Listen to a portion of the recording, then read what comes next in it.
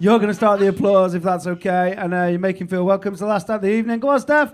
Everybody else, please welcome Woody Woodfield.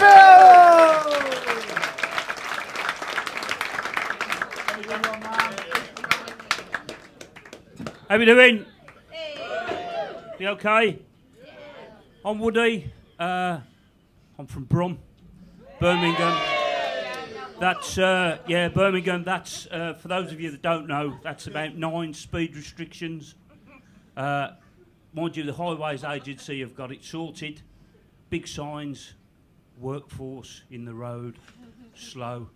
You can fucking say that again. It took me hours to get here today. Yes, I'm a Brummie, 25 years on the bounce, worst accent in the fucking UK. Not so much Arthur Shelby, more fucking Arthur Fowler. I masturbate a lot for a 61-year-old man. His name's Alan.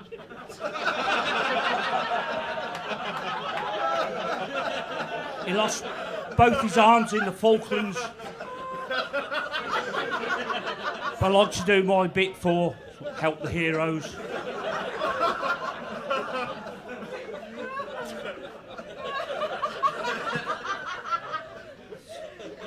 You okay? You can stay.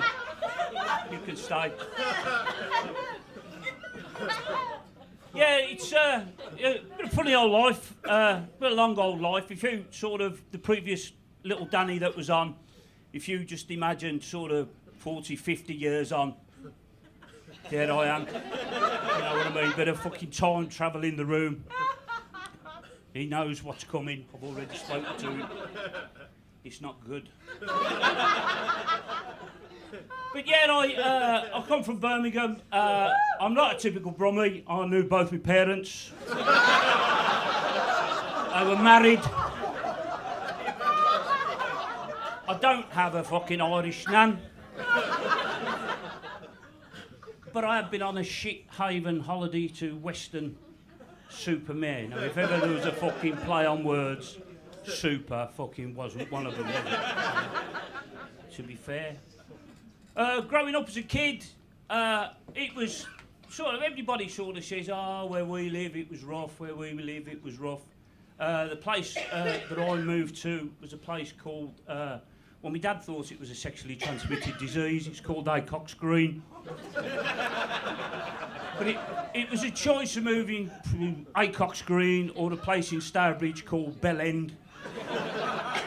And he didn't fancy that because he knew the fucking postman had just ripped the shit out of him every time he delivered a letter.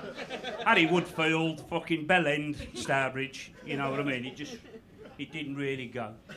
So, my childhood, like everybody says, oh, it was rough where we grew up, it was rough where we grew up. It was sort of like, it was just like anywhere, really.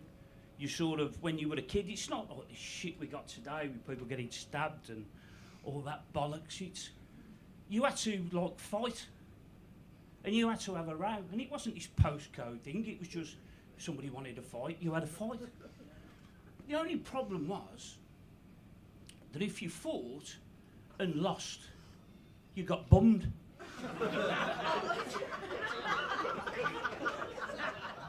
By the time I was 16, I'd had over 400 fights.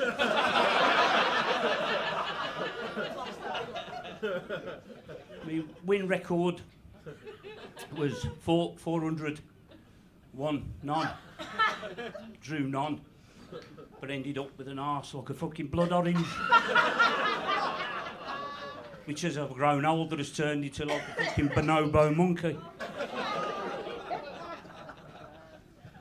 But yeah, it was like, you know, it's the lockdown. The lockdown's played a big part in sort of, you know, it's great to be out and it's great to be out. It's great to be enjoying ourselves. I watched a few programmes while we were sort of locked down. The 3 sort of caught my eye because they dealt with sort of ability to do stuff. You know, there was that, I don't know if you've seen that Money for Nothing, where this fucking, well, she's like a Jippo, hangs round fucking rubbish tips, going through people's boots, giving stuff to other people to mend. They charge you fucking 500 quid and go, Keith's the worst, he's a fucking robbing idle, woodworking twat. She'll take a cabinet to him, he'll charge her 450 quid, and she'll go round to the woman who she got the cabinet off and went, I've sold this. Here's a fiver. Fucking Keith's laughing his bollocks off, he's running all the way to the bank. Then you've got the sort of find it, fix it, flog it. Have you heard of that one? With Simon, where him and this bloke called Henry Cole, who is a fucking throwback from Planet of the Apes, go round to somebody's shed, take a couple of items each, make a fucking bench or paint it green, and then sell it. And then you've got the repair shop. The repair shop to me is like the piece de resistance. It's like the Champions League of, like, you know, tech stuff up. Now, I was on an edited version of the repair shop because my granddad during the Second World War was taken prisoner 2 weeks after the start of the war, true story, and he went to Stalag B10. During his time at Stalag B10, from the start of the war to the end of the war when he was repatriated, he built a model of the camp out of old bits of wood, like matchsticks and bits of twigs and sort of stuff like that. The 90s were a bit of a halcyon day for me because I joined the fire service. I was a fireman for over 20 years. And the 90s were a bit of a, how can I put it, a fucking haze. I got in one night, fell on it, crushed it. But I kept it. So it's been gathered in fucking dust for years and years and years. So I took it to the repair shop. Jay Blades went, all right, what you got here then? And I went, wow, it's a model of Stalag B10, built out of driftwood, matchsticks and toothpicks. And he went, oh, what do you want us to do with it? And I went, fucking bin it.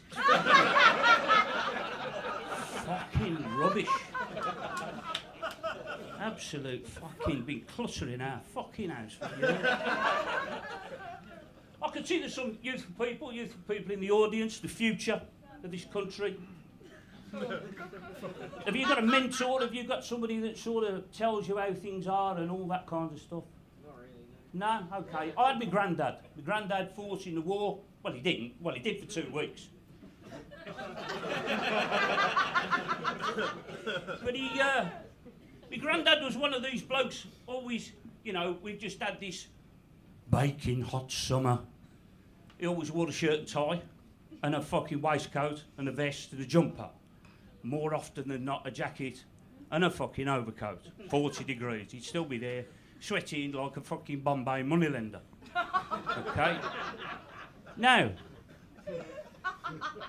he always used to say to me, stand up straight, take your hands out your pockets, get a job, get an apprenticeship, earn money and fucking everything else. Now,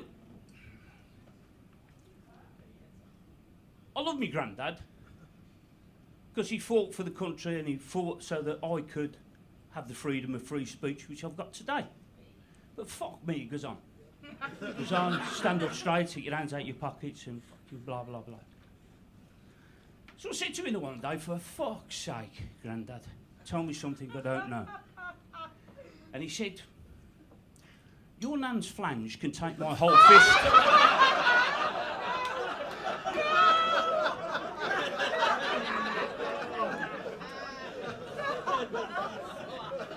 I don't know about you, but I wasn't expecting that.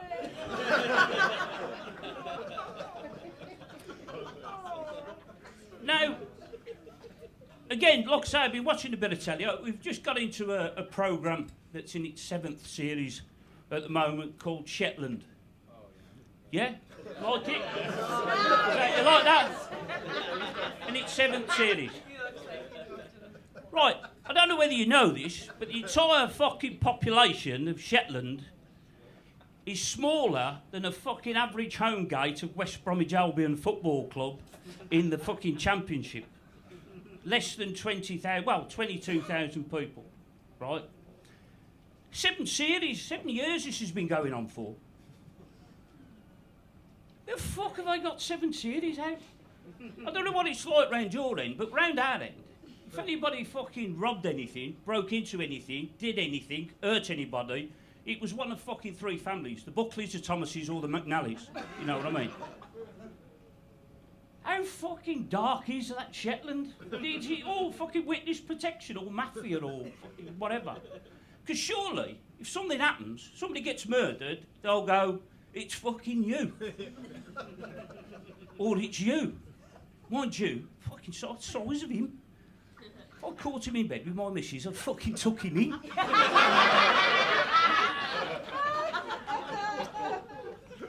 And I don't know how I just don't know how it works, you know. And if it's not any of you, it's somebody that's come on a fucking boat. It's not that hard, is it? You know what I mean? 7 years I've been going now. 7 years. Listen, I'm going to leave you with a little poem, okay? Because you've been a wonderful audience. It's been great. It's been great to come here. We're dying to get here for ages. But I'm just going to leave you with this little thought. It's easy enough to be cheerful when the world rolls along like a song. But a man's worthwhile when he can smile, when everything round him goes wrong. Adolf Hitler, 1945. You've been brilliant, Tommy, Woody. Cheers.